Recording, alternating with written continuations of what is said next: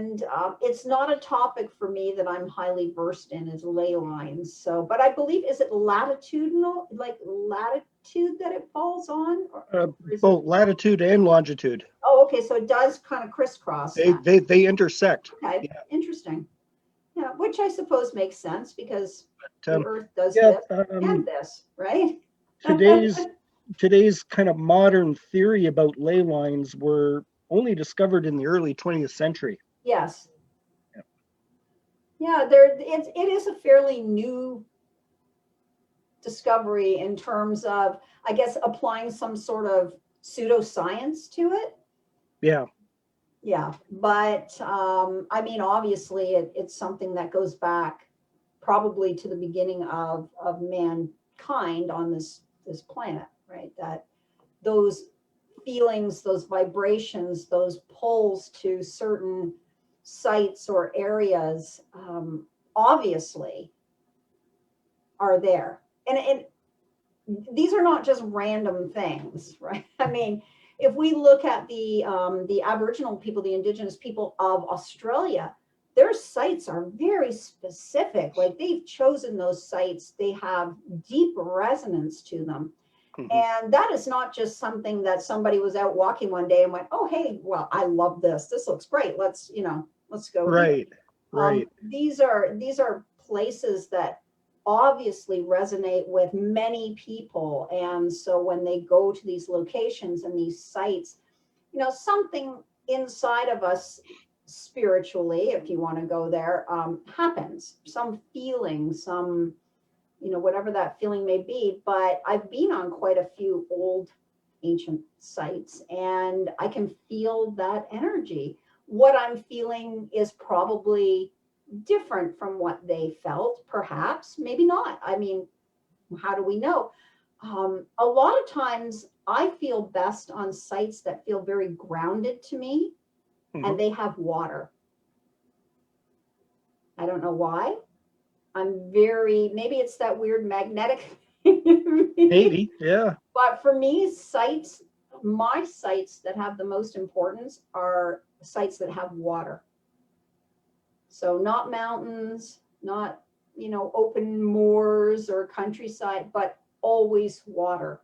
And that's just me, right? But if I was going to create my own site, it would be where there is running, moving water. Well, Where, your backyard is perfect. yeah, where I can hear the sound, where I Yeah. can feel that energy. I could just see you constructing a site in your backyard. Because I live right Because you're beside next the water. to running water. Yeah. Yeah. Yeah, I could Well, just see you out there in the spring constructing some kind of monolithic site, and you know your what? I neighbors don't even love have to that. tell you. When we bought this house, when we found this house found us. We didn't find it. It literally found us.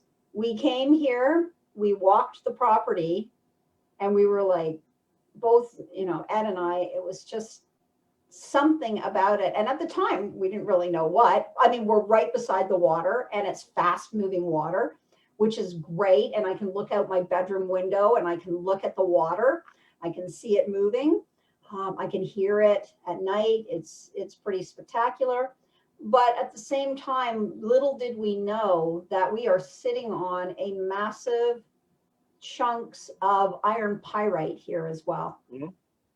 There are like 300, 400-pound chunks of iron pyrite on this property that are buried in the ground. And some of them not so much. Some of them I have sitting on my deck outside. I've got a piece about this big that weighs about 80 pounds.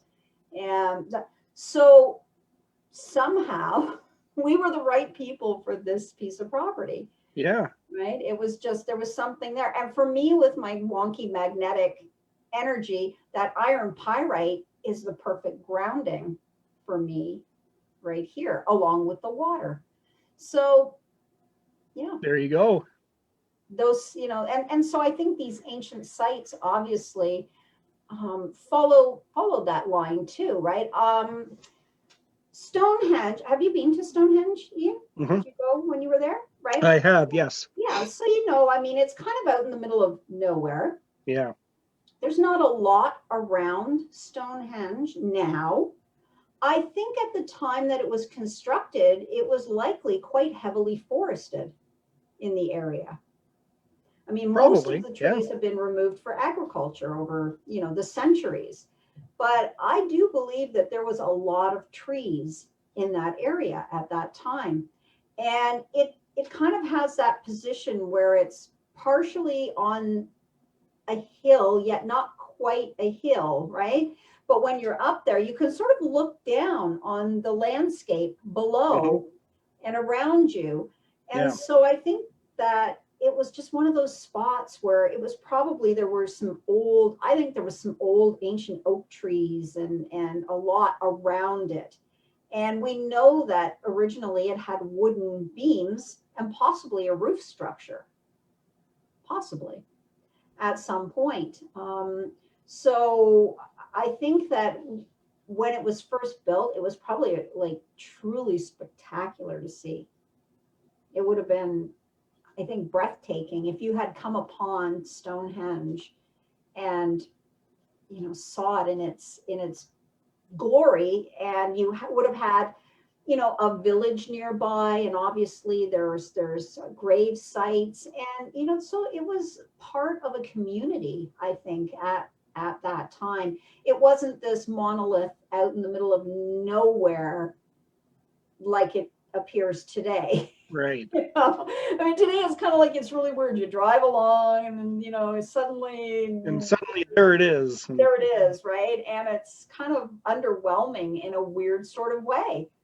It seems so much more spectacular when you see it in a picture, and then you get there and like it's still really cool. oh, it is. It is. But it's kind of, you kind of wonder what else was there. I do, anyways. I mean, that's sort of the archaeological side of my brain, and the other side of me. But I And look at it. like a lot of things that you see in photographs, you look at them and then you go to the actual place, Yeah, and it's smaller than it's definitely smaller. yeah. It seems massive in these postcards and these photos. You look and you think, oh my God, it's like huge. And then you get there and you're kind of like, okay, it's big, Yeah. but it's not what not what you think it is. Yeah. It's a bit like the Mona Lisa. You look at the Mona Lisa, you always think it's this huge painting. And when my son went to the Louvre, when he was modeling in Paris, he took a picture. It's only about, this big. Uh-huh. It's not very big at all.